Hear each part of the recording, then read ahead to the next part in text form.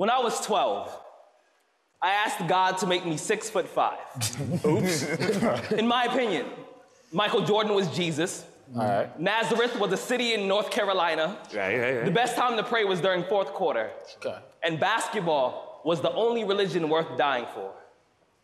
Dear God, tell me to listen. Allow me to guide my family in the right direction, but teach me how to do it with a steady hand. I know you know my son starts school in Florida soon, so I pray to you that you teach his mother how to keep a steady man. I pray my little girl grows up with her mother's face and stays free of sin. Scratch that. Don't let her grow up. Keep her young. Let her forever cherish the memories of waking up to the smell of pancakes and cinnamon, because one day they'll be replaced by the scent and sin of men who lust for her innocence. Men like me who know how to burn a woman's heart hotter than the hell they come from. Our Father, who art in heaven, hallowed be thy name. I know I've seen thy kingdom come in more than one Brooklyn soup kitchens. I pray thy will be done every time the Packers take the field. Thank you for 75-degree days on earth, as I'm sure it is in heaven. You've given me so much more than daily bread. I feasted on days I should have starved without even saying grace. It's a wonder I still have a tongue to speak your name. Forgive me, Father, for I have sinned. I can't remember my last confession or the last time that I was in your house. I try to look past the pastors who worry about driving home expensive cars instead of driving home your messages. But God, sometimes it's hard. And sometimes I want to know, were the last days last week? Let's go, Sid. Do you weep when you see your children carrying loaded 22s in their palms instead of Psalms 22 in their hearts? But I shouldn't even go there. All I should say is, I'm not asking for anything. I just want to say thank you. Thank you for giving me the greatest gift, the gift of a second chance. I mean, this is how I know he's forgiven my trespasses. And Javon still being here is how I know he's forgiven those who trespass against us.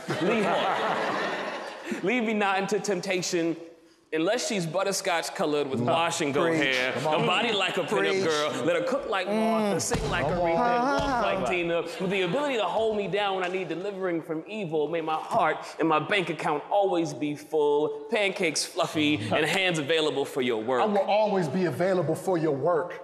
I stand before you with my 4 brothers all alive past the age of 25. I've gone through different stages, walked through the valley of death to these stages, betrayed by Judas and Cain, took trips with 2 with Cains like I'm Noah. Knowing that I should know better than that, knowing my parents taught me better than that. That's why I solemnly swear to get this right, including my marriage life, and not have as many wives as Solomon. Dear God, I only have one question. Is it me? Or was my ex really that freaking crazy? I mean, huh? What up, God? And I mean, I ain't asking what up, God, like I'm from New York or something. I'm asking for real, like what up, God? Like how you doing? How you living? You all right, God? You good, God? I'm sure not enough people ask you how you doing. You all right, God? Huh? What? You stupid. God funny, huh? You just gonna talk about him in the front row like that? See, my God is a comedian.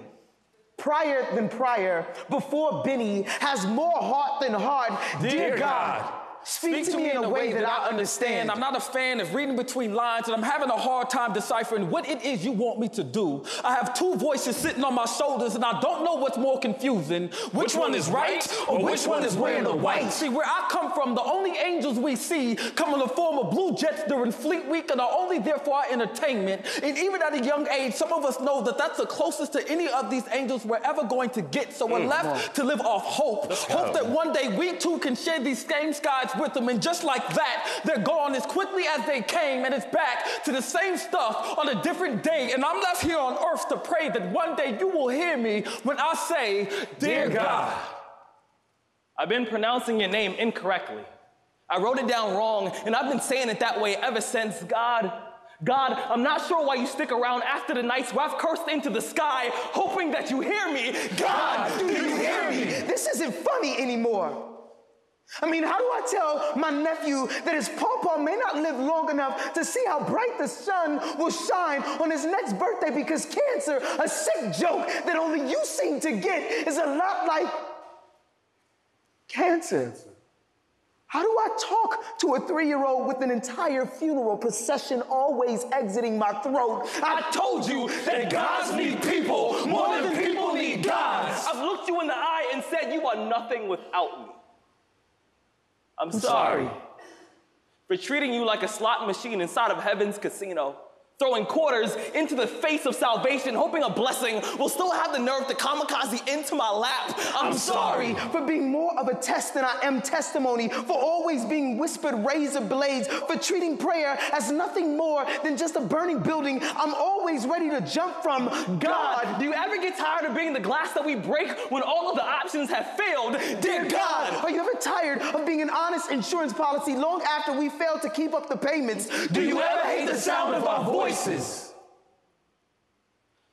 Are you disgusted when we ask you for something without thanking you for everything that you've already done?